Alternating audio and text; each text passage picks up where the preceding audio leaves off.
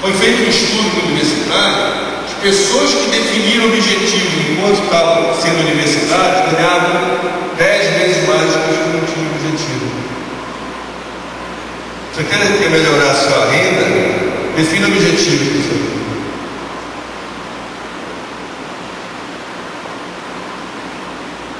Alguém aqui quer desenvolver objetivos de alta qualidade?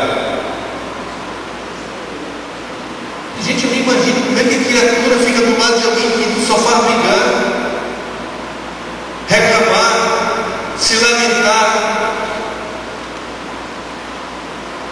Será que é bom? É bom, Paulo, estar do lado da Renata assim, bem, assim, não é bom demais? Olha o sorriso dos dois. Aqueles aqui que estavam todos, ele já abraçou, olha só. Olha o sorriso dele, olha só. Olha, é bom demais. É bom demais. Por que a gente vê na sociedade que não vê as pessoas se relacionando com essa natureza? Tem mais um casal ali atrás, ali já sorrindo. Não é bom? Hein? Não é bom você pegar uma pessoa assim, amiga, e ter um bom relacionamento? É bom demais. Por que a gente não tem?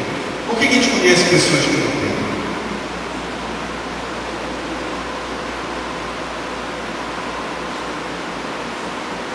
Isso é só se vocês quiserem, né?